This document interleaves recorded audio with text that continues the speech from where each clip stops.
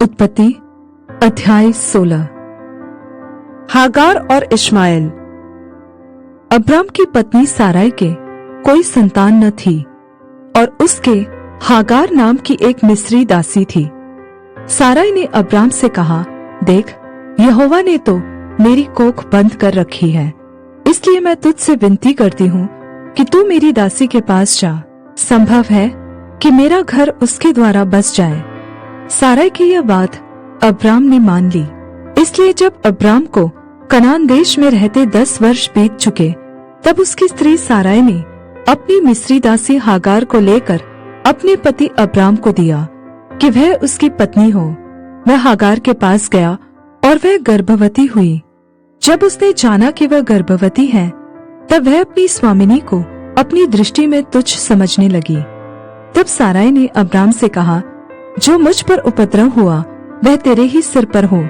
मैंने तो अपनी दासी को तेरी पत्नी कर दिया, पर जब उसने जाना कि वह गर्भवती है, तब वह मुझे तुच्छ समझने लगी।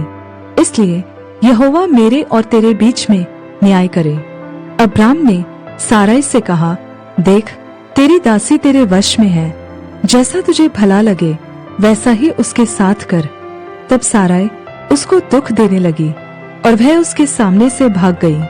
तब यहोवा के दूत ने उसको जंगल में शूर के मार्ग पर जल के एक सोते के पास पाकर कहा, हे साराई की दासी हागार, तू कहाँ से आती और कहाँ को जाती है?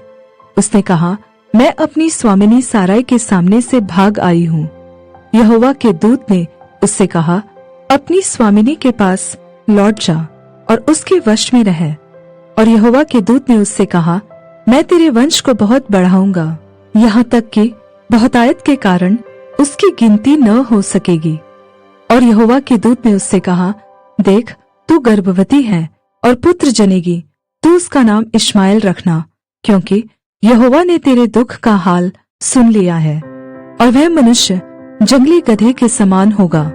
उसका हाथ सबके विरुद्ध उठेगा और सबके हाथ उसके विरुद्ध उठेंगे, और वह अपने सब भाई बंधुओं के मध्य में बसा रहेगा। तब उसने यहोवा का नाम, जिसने उससे बातें की थी, अत्ता एलरोई रख कर कहा, क्या मैं यहाँ भी उसको जाते हुए देखने पाई और देखने के बाद भी जीवित रही? इस कारण उस कुएं का नाम बएर लहई रोई कुआं पड़ा। वह तो कादेश और बेरेद के बीच में है। हागार को अब्राम के द्वारा एक पुत्र हुआ, और अब्राम ने अपने पुत्र का नाम, जिसे हागार ने जन्म दिया था, इश्माएल रखा। जब हागार ने अब्राम के द्वारा इश्माएल को जन्म दिया, उस समय अब्राम 86 वर्ष का था।